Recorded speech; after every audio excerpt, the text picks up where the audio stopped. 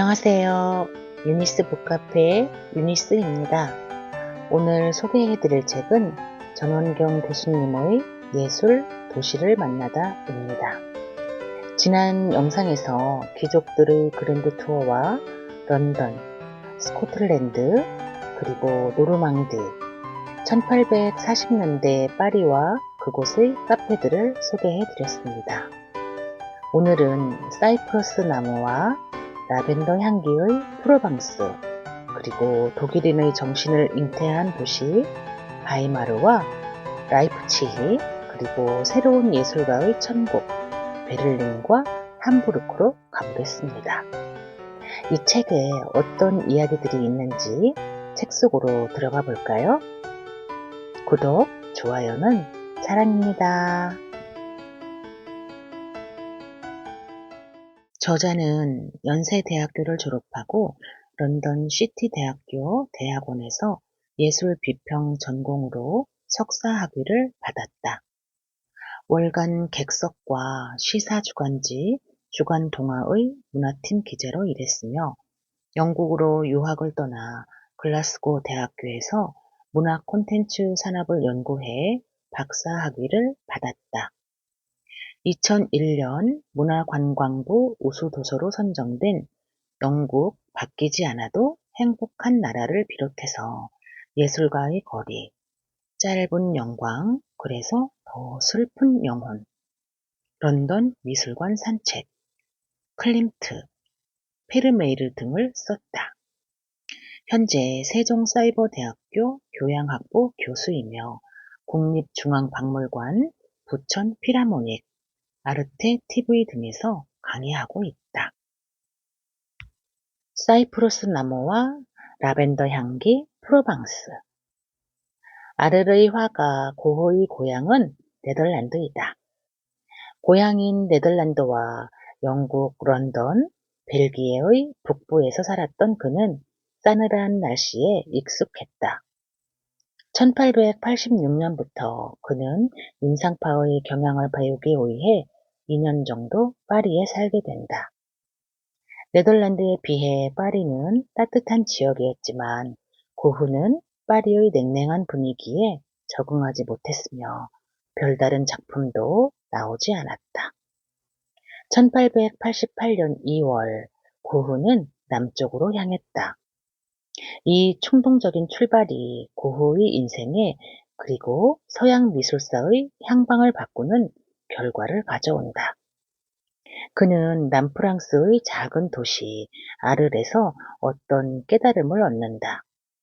그해 3월부터 자신의 귀를 자른 12월까지 고흐는 최고의 걸작들을 그려낸다. 고흐의 작품으로 유명한 해바라기도 이때 탄생한 그림이다.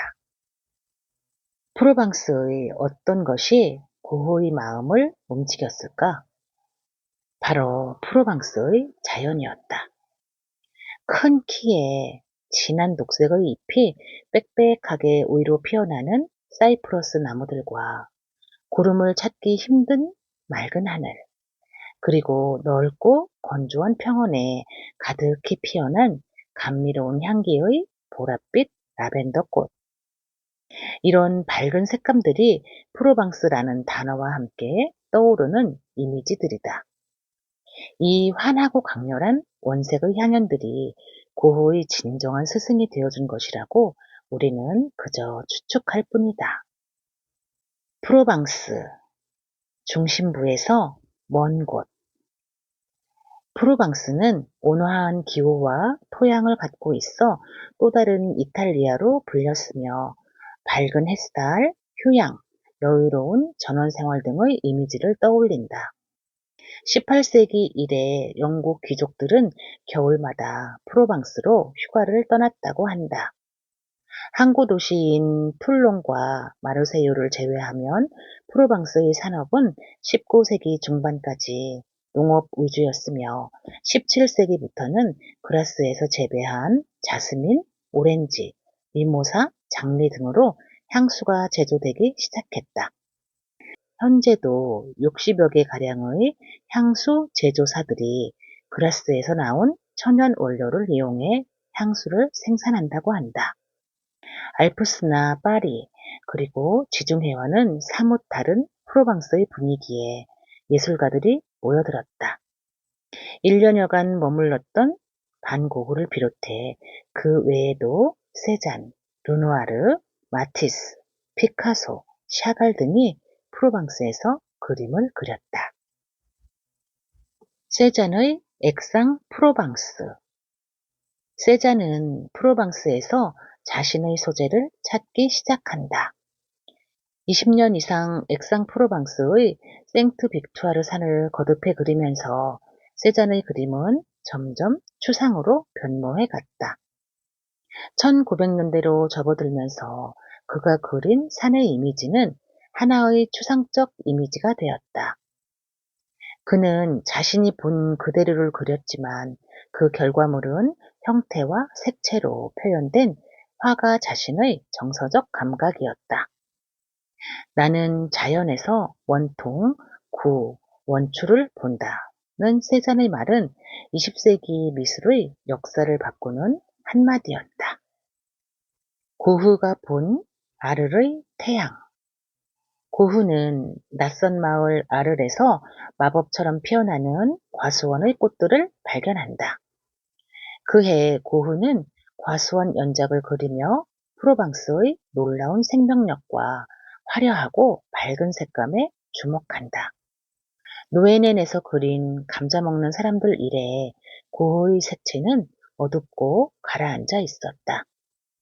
그런데 밝은 색감의 사용법, 특히 노란색의 무한한 가능성을 아르의 자연과 태양이 알려준 것이다.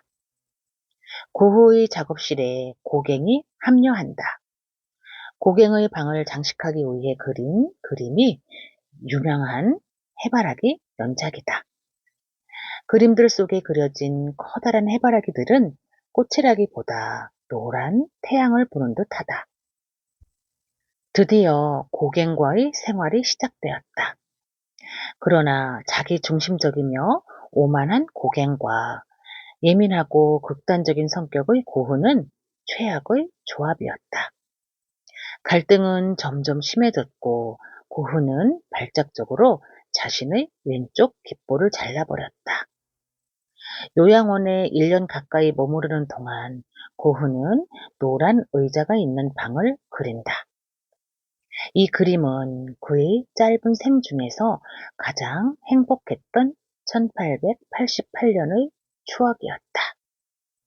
알퐁스 도데와 비제가 창조해낸 아르의 여인. 조르주 비제의 관현악 모음곡 아르의 여인은 서정적이고 감각적인 멜로디로 클래식을 잘 모르는 이들도 기억할 만큼 익숙한 멜로디이다. 비제는 자신이 마음에 들지 않는 작품은 파기해버릴 정도로 고흐와 비슷한 예민한 성격이었다. 1875년 초연된 카르멘의 혹평에 마음이 상해 병석에 누웠고 석 달 만에 37이라는 젊은 나이에 죽음을 맞았다. 안타깝게도 카르멘은 그해 말부터 호평을 얻기 시작해 빈 초연에서 큰 환영을 받으며 프랑스를 대표하는 오페라로 자리 잡았다. 비제의 음악은 그 어떤 작곡가와도 다른 천부적이라고밖에 설명할 수 없는 대담하고 아름다운 멜로디와 컬러풀한 색감을 가지고 있다. 그것은 베토벤, 브람스로 이어지는 독일 관현악의 전통이나 로시니, 베르디의 이탈리아 오페라와도 완전히 다른 그야말로 프랑스의 감성이자 감각이다. 카네 슈르메르의 르누아르. 1900년대 초 예순을 갓 넘은 피에르 오기스트 르누아르는 파리를 떠나 니스 근처 작은 마을인 카네 슈르메르에 정착한다. 언덕배기에 있는 그의 집에는 늘 환한 햇살이 넘쳤다. 지중해를 비추는 햇살 속에서 그는 이 와인빛 바다를 누렸던 그리스 신화 속의 신과 여인들을 기억해낸다. 류마티즘이 악화되어 거동이 불편한 상태에서도 르누아르는 꾸준히 그림을 그렸다. 많은 화가들이 그를 존경했으며 피카소는 르누아르를 우리들의 교황이라 불렀다 한다. 르누아르는 1919년 12월 3일 칸의 슈르메르에서 폐렴으로 숨을 거두었다. 죽기 몇 시간 전 화가는 팔레트와 붓을 어루만지며 이제서야 이걸 좀 이해하기 시작했어 라고 중얼거렸다. 만년의 르누아르가 그린 풍성하고 넉넉한 누드 뒤로 펼쳐진 자연의 풍광은 그가 프로방스의 자연에서 얼마나 큰 위안을 얻었는지를 짐작하게 한다. 마티스와 샤갈의 리스. 르누아르의 후배인 앙리 마티스는 리스에서 자신이 원하던 찬란한 은빛 햇살을 발견한다. 그가 느낀 리스의 첫인상은 모든 것이 기가 막힐 정도로 매혹적이었다. 마티스는 파라솔과 커튼, 거울 등 그가 묵었던 호텔의 실내 스타일에서 많은 영향을 받았다. 마티스는 자신의 콜라주 작업의 연장선인 스테인드 글라스를 제작해 도미니코 수도사의 모습을 성당 벽에 그렸다. 성당은 4년간의 작업 끝에 1951년 문을 열었고 그는 자신의 일생을 다 집대성한 작품을 남길 수 있는 행운을 가졌다. 색채의 마술사 마르크 샤갈도 니스 근방에서 만년을 맞았다. 평생 방랑자로 살았던 그는 말년에 이르러 파리보다 프로방스를 더 그리워했다. 아마도 러시아의 고향 마을 베테프스크에 대한 향수 때문이었을 것이다. 방스에서 예술가로 완전한 원숙기에 접어든 샤갈 역시 방스 인근 노틀담 성당의 벽화를 위로해받는다. 샤갈은 낡은 성당의 벽 12면을 창세기 출애굽기의 장면으로 장식했고 이는 프랑스 문화계의 큰 관심을 끌었다. 그 결과 1973년 니스의 마르크 샤갈 성서 메시지 미술관이 문을 열게 된다. 30여 년간 샤갈은 프랑스는 물론이고 미국, 영국, 독일, 이스라엘 등 세계 각지의 성당에 자신의 스테인드 글라스를 설치했으며 1964년에는 파리 오페라 하우스의 천장화 작업을 완성했다. 일찍이 망명자로 고향을 잃어버리고 방황했던 샤갈은 니스에서 보낸 30여 년 동안 마침내 마음의 평화를 찾았으며 거의 한 세기 동안 왕성한 작업을 하며 98세의 나이로 방스에서 일생을 마쳤다. 세잔하게 엑생프로방스가 그러했듯이 니스는 마티스와 샤갈에게 그가 찾던 모든 소재와 색채를 다 줄 수 있는 도시였다. 독일인의 정신을 잉태한 도시, 바이마르와 라이프치히. 독일은 1871년 이전까지 아예 지도에 존재하지 않았다고 한다. 또한 독일은 두 번의 세계대전의 전범 국가이며 불과 30년 전까지 동서로 분단된 국가였음에도 불구하고 현재는 사실상 유럽연합의 수장 역할을 하고 있다. 독일은 유럽의 중앙에 위치해 있으며 경제 규모도 세계 4위로 유럽에서 가장 부강한 나라이다. 그리고 미국 다음으로 많은 이민자를 받아들인 나라이기도 하다. 그럼에도 불구하고 독일 하면 떠오르는 게 딱딱하고 엄격한 이미지들이다. 복잡한 역사. 독일은 과거에 무엇이었나? 독일은 왜 1871년에야 통일국가를 이루었을까? 과거의 독일은 300여 개가 넘는 공국들이 있었고 이는 독일 제국, 신성 로마 제국, 로마 제국 등의 이름으로 불렸다 한다. 그런데 고대 로마와 상관도 없어 보이는 독일이 신성 로마 제국이라는 국가명을 오랜 기간 고수했다. 신성 로마 제국 명칭은 1155년 대관한 붉은 수염 프리드리히 황제가 정식으로 사용했으며 예루살렘 왕국 수호에 강한 열망을 갖고 있던 프리드리히 황제는 3차 십자군 참전에서 소아시아를 횡단하던 중 살레포 강에 빠져 1190년 익사한다. 하지만 위대한 황제 프리드리히는 죽지 않았고 언젠가 다시 나타나 제국을 구할 것이라는 전설이 이때부터 독일인들 사이에 퍼져나갔다고 한다. 복잡한 역사 때문에 현재도 독일에는 파리나 런던 같은 모든 문화와 경제 활동, 인구가 집중된 대도시가 없다. 단일 도시로는 최대 규모인 베를린의 인구도 350만을 넘지 않으며 프랑크푸르트의 인구는 70만이 채 되지 않는다고 한다. 대신 각 공국의 수도들은 궁정도시인 드레스덴, 본, 뮌헨, 제국도시인 뉘른베르크, 상업도시인 브레멘, 함부르크, 프랑크푸르트, 대학도시인 괴팅엔, 하이델베르크 같은 다양한 개성을 가진 도시로 발전해 나갔다. 지성과 인쇄물이 불러온 종교개혁. 여러 공국으로 쪼개진 채로 살아온 독일인들이 독일 정신과 문화를 처음으로 자각하게 된 계기는 1517년 시작된 종교개혁이다. 1457년 구텐베르크가 고안한 금속 활자로 인쇄한 라틴어 사전이 출간되며 지성과 경제적 능력을 함께 갖춘 지식인들의 수가 늘어갔다. 16세기 초의 독일 화가 알브레이트 뒤러는 베네치아, 플랑드르 등을 여행하면서 이탈리아의 분위기에 깊은 인상을 받는다.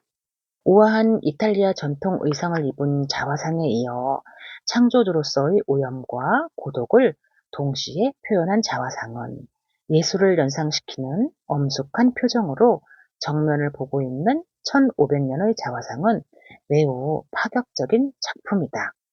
뒤러는 신성 로마 제국 황제에게 종신연금을 받을 정도로 화가로서 성공을 거두었다. 미술의 몰락과 교회 음악의 등장. 1685년 요한 제바스티안 바흐는 바르트부르크 성이 있는 아이네나흐에서 태어났다. 바흐의 가문은 대대로 음악가를 배출한 독실한 루터교 가문이었다. 루터교는 16세기 마르틴 루터의 사상을 따르는 개신교였다. 10대 초반에 차례로 부모를 잃은 경험은 그를 종교의 세계로 깊이 끌어들인다. 교회 음악은 이후 그의 남은 생애에서 가장 중요한 주제가 되었다. 바흐는 1708년부터 1718년까지 바이마르 궁정교회의 오르가니스트로 지냈다.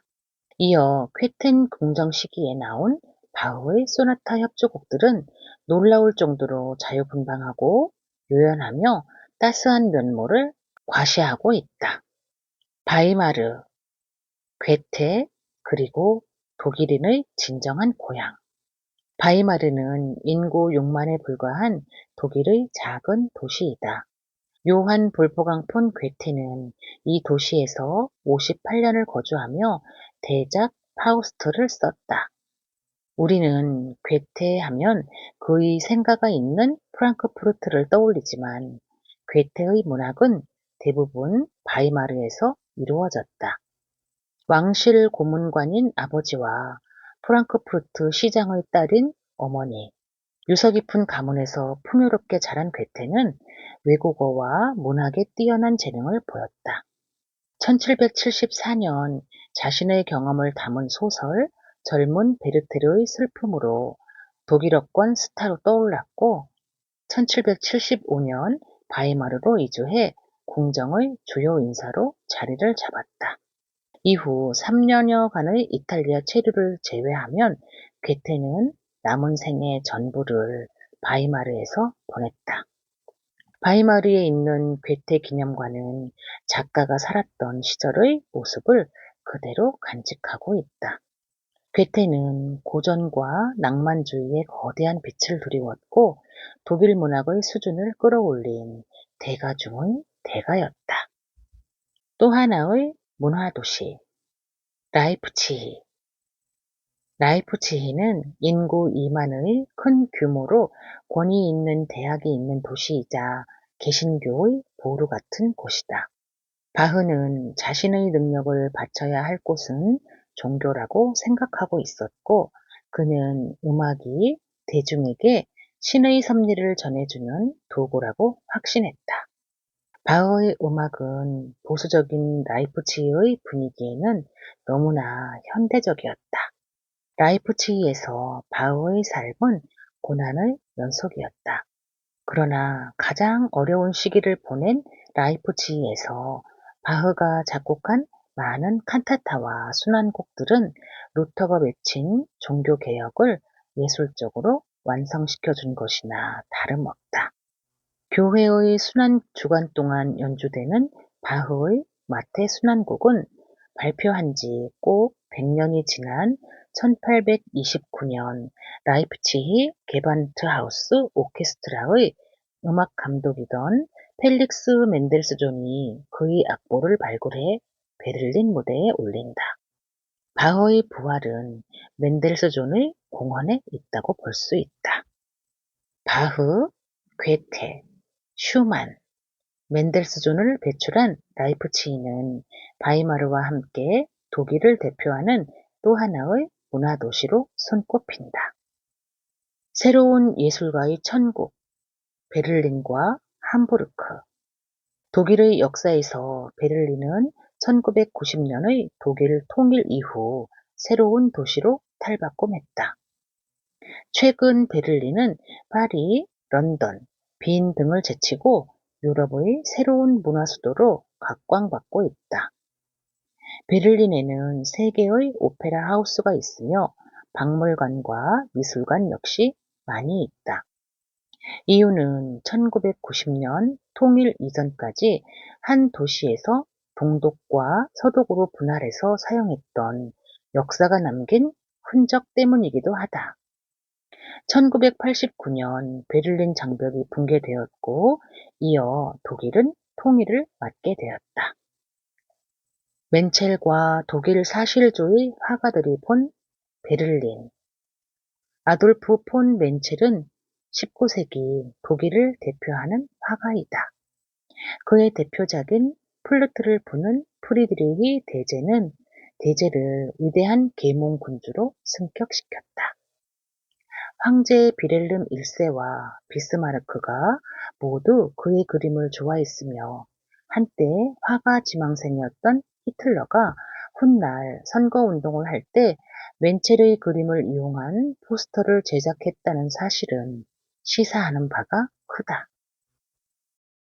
불안을 그리다. 다리파와 표현주의. 20세기 초반의 베를린은 급속한 산업 발전과 제국주의의 후발주자라는 불안 등이 한꺼번에 표출된 모습이었다. 드레스덴에서 결성돼 베를린으로 옮겨온 다리파의 그림은 몹시 붐비고 거칠고 소란스러워 보이는 도시를 공작새들처럼 차려입은 매춘부들이 격렬한 색채와 왜곡된 형상으로 표출되었다. 이렇게 격렬한 표현주의는 독일 미술이 최초로 발디딘 모더니즘이기도 했다. 카스파르 다비트 프리드리히는 독일과 스웨덴의 접경 지역인 발트해 연안에서 태어나 1794년부터 코펜하겐 미술학교에서 그림을 배웠다.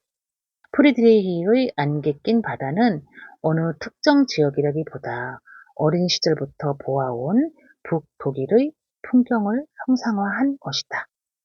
그의 풍경화는 경이롭고 무한한 자연, 마치 신과 같은 위대한 자연을 그리고 있으며 동시에 그 앞에 하나의 관찰자로 매우 무력해지는 왜소한 인간을 대비시키고 있다. 위대하고도 숭고한 완벽하게 아름다운 자연 앞에선 방랑자는 그 아름다움에 감동을 받는 동시에 어떤 찬란한 슬픔을 느끼게 된다. 그의 그림 속 풍경화는 언제나 화가의 상상력의 산물이자 절대자인 신의 또 다른 모습이었다.